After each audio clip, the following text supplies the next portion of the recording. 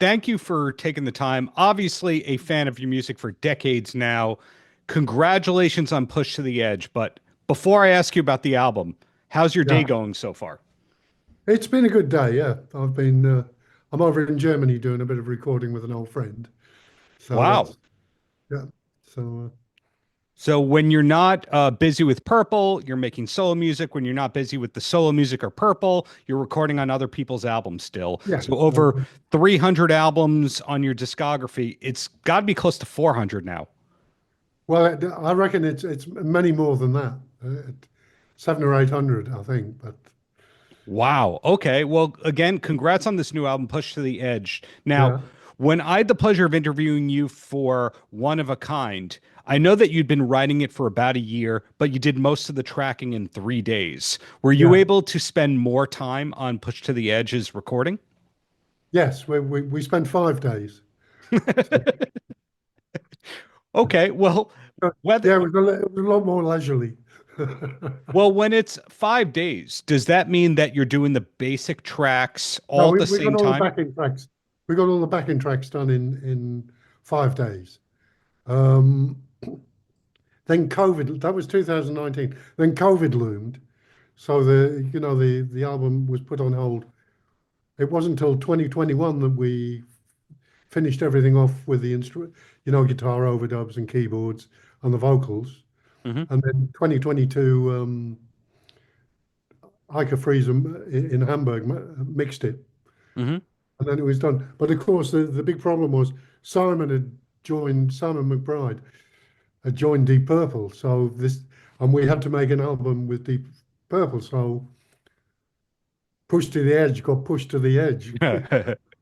Well, One of a Kind also had Simon on it. Yeah, How did you know Simon in the first place? Because I'm going to assume you kind of pushed him into Purple. yeah. No, I'd heard, well, I met him many years ago at a trade show when he was 15. And I was doing something for Moog, I think. And he was doing, I don't know, but he was only 15. He was sensational. And, but I got in touch with him about 10 years ago. I used to run a festival in my village called Blues and Soul. And I just called him up. I said, "Are you free on this day? Do you want to open up the show?" He said, "Well, I haven't got a band at the moment." I said, "Oh, I'll get you a band." So I found him a bass player and a drummer, and they rehearsed on the day. And he went on. He was just absolutely brilliant. And of course, he came on with us at the end um, when we played all the soul numbers. And he's a delightful guy, a very wonderful musician. So we formed this bond from then. So we've worked together quite a bit. And the album also has Mitchell, who did really well on The Voice UK, and Carl, Yeah, who's played in Nazareth. So yeah, there's some heavy hitters on this record. Do yeah. they all live near you? Um, well, I've known Carl for forever, and he used to live about 50 miles away from me, but he now lives in Austria. So he flew in to do the album from Austria. Hmm. Um, I didn't know Mitch. We just done one gig with Mitch when Carl couldn't do a gig.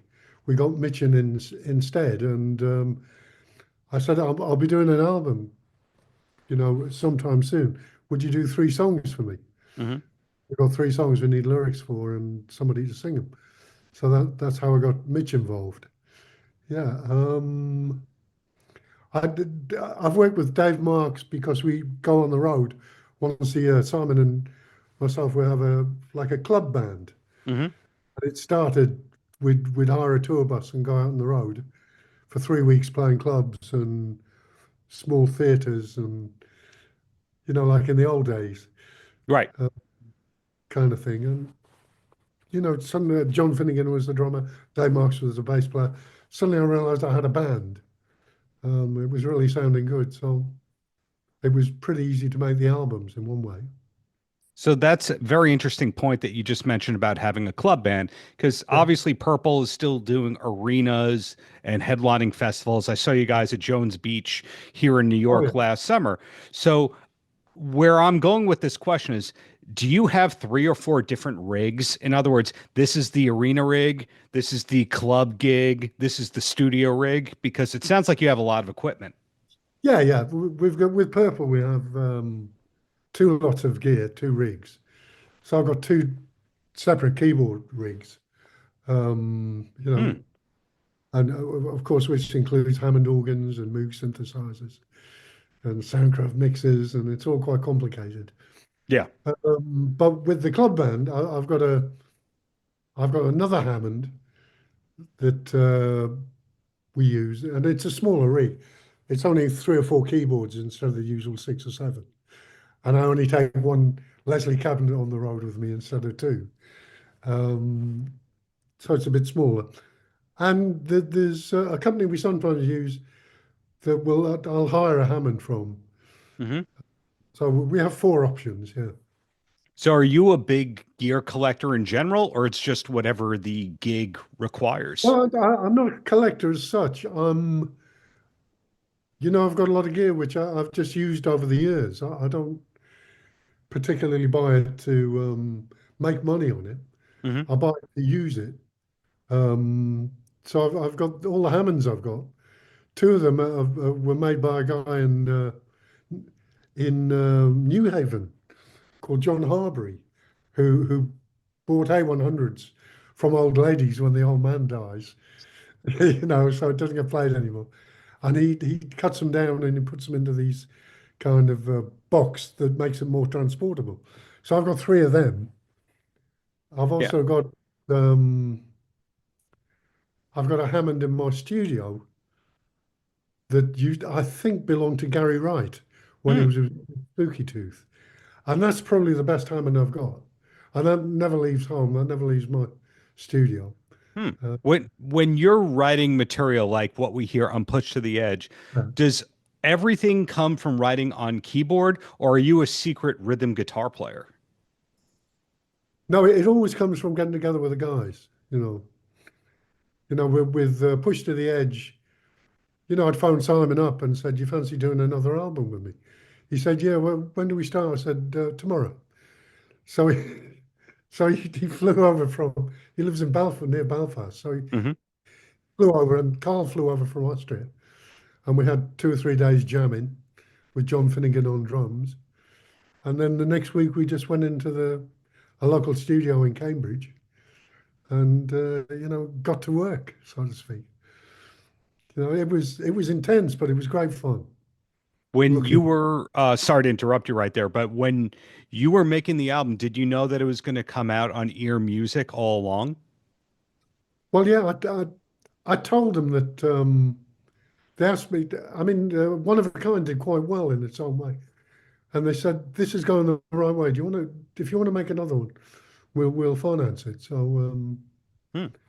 that's what happened. So I just took the chance. I just said, yeah, I'll do it. You don't think much when you're a musician. You just say yes and no and rush blindly in Right. and So get before I called out what I thought was 300 albums on your discography, you think it's yeah, upwards of 700. And of course, the 700, 800. McDonald's sessions and all that kind of stuff that you've done Oh over yeah, the yeah. years. I've done loads of sessions. Yeah. Were there offers for you in the 80s to do more solo stuff? Because people were saying, hey, that guy played on Ozzy and Judas Priest and Whitesnake stuff. Was that leading to No, solo as a stuff? keyboard player, you don't really have that kind of kudos. But I got an album deal for an album called K2 that I made. I got a deal from MCA. Um, we just did a few demos, had the songs I'd written, and we just took them around the record companies. And MCA in London liked it, and they just gave me a deal. It wasn't big money. It was enough to, hire a studio for 2 weeks and get some guys down and, get my friends in. And it was all done and dusted. 2 weeks, and we mixed it in 3 days, I think. Hmm. So if I can throw a compliment slash question right here, it doesn't sound like for you there was ever a sad period or a period where you couldn't get work. Um, there was a time in my life where things didn't go right, but we had a bit of with my family. My son was very ill Mm. Oh, for 3 years, and it was pretty much of a nightmare, in and out of hospital, and but he eventually recovered, rather miraculously when it wasn't expected, and I was able to go back into the music business. And of course, Mike, Mike went back to school and went to college and did the thing, and then he came to work for Deep Purple as my keyboard tech for 2 weeks, and we just kept him on. He was so good at it, and Hmm. now he's the production manager for Deep Purple, and he works with Rival Sons, and he works with all kinds of Oh, different. I just And had Jay from Rival Sons on my show a couple of weeks oh, ago. did you? Small world, yeah. He's a great friend of ours. Yeah. So another question I have, this is a compliment at you and not a Purple question per se. I love the part of the Purple show where you do the keyboard solo and a glass of wine magically appears and you get to enjoy that. Obviously, when you see somebody does that, they have comedic influences, but you don't usually think of Deep Purple as a funny band. Have you always been big into comedy? Well, us English, we always like a good laugh, and if you can keep things light-hearted, we don't like to be serious, you know, glum all the time, and this is heavy rock, got to be serious, There's a lighter side to life, and we like to bring that through. Um, and that's just one part of it, yeah. I mean, my keyboard tech, Matthias, he dresses up.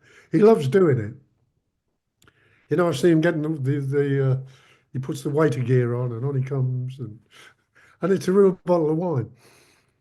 So we decided to change the act at one point in the tour. He said, should I be a doctor? I'll come on. And he came on dressed as a doctor with a stethoscope. It took my pulse and gave me what I thought was a glass of apple juice, but it was brandy. All right, so down in one. When I turned to go back to the organ, there was at least three of them there. I didn't know which one. So we went back to Matthias being the waiter and me drinking half a glass of wine. Yeah. Great story. So back to Push to the Edge. You said that you're right now in Germany working on another recording project, but are there going to be tour dates or shows in I support of think we're Push to trying the to Edge? get something together for September. Yeah, I Oh, mean, it wow. won't be a massive tour, but we'll be doing, European clubs, the circuit we've done before, and see where it takes us. You can't wish for too much in this business. You just got to take everything as it comes. When you play in support of a record like that, Yeah. is it a mix of solo stuff, or do you also play stuff from your discography with the other big albums and Well, bands? we always put a few big songs in. Yeah, but we try to do the album, as much from the album as you can. I mean, the usual quota is you do 5 songs from the album, and the rest is just if you got some hits, play your hits. But we had a thing we were playing in Hamburg. There's an album come out. They recorded us playing in a club in Hamburg, Hmm. and somebody in the audience shouted, "Play Child in Time." If you can. So we'd never played it before with a band. And I just went into it and just hoped I was doing the right thing. And it just went amazingly. It's moments like that that you can do in a club or in a small theatre Right. that you can't do in a big arena, really. You've got to be a lot more on top of things. So it doesn't sound like you're not on the road or not working very much these days. It sounds like it's the busiest you've ever been in your life right now. Well, I said to the guys in Purple, we finished the tour in the middle of December, just before Christmas. Hmm. And I just raised a glass. We're all in the dressing room. I just raised a glass and said, "Guys, this has been the best 6 months of my professional life. We had a wonderful tour. We had a hit album. It went to #1 in so many countries, equals one. We didn't expect it, and the reception was just great. And the band was playing as good as it had ever played. It just put everybody in a good mood, and we had a great crew and a great manager, new manager. Everything just was tickety boo. Yeah. And it Well, isn't very often in the music business. Yeah, I'm glad that you had that gratitude and that realization that that moment you realized that you were in the best of times. But a question, a different direction that I have is think I saw your first tour, one of your first tours. I was in Japan, and at that time in the like '06, something like that, Purple was playing. So I went, okay, I'm going to go see Purple in their motherland, and that was great. Now, when you joined the band, did you know that it was going to be a long-term thing, or is it just one tour? No, I joined for 3 gigs. They Three. phoned me up. They phoned me up and said, John's ill. Can you stand in for him for 3 gigs? So I did, and after 3 gigs, they said, "Oh, John's still ill." So I did this 6 week tour with them, and then John decided to leave the band, so they just asked me to join. So 3 gigs turned into 20 years plus. Yeah. So Yeah. 20 years plus, and now Simon has to be the new guy. So I bet it Yeah, must have been a relief that Simon became the new guy in the band. yeah, yeah, yeah. Well, when I joined the band, Steve Morse went, "Ah, I'm not the new guy anymore." Of course, as soon as I got in the dressing room with the other guys, all we talk about is football. Being English, you just talk about your football team, and and we were all jabbering away about it and having a good laugh. And Steve went, "I'm still the new guy." he, Well, di- he didn't know what we were all talking about.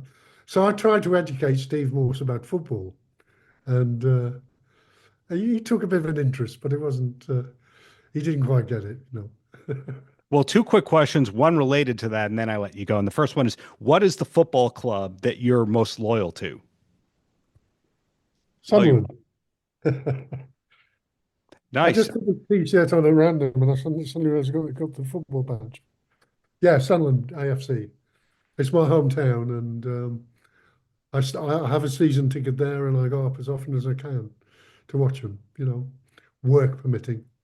Hmm.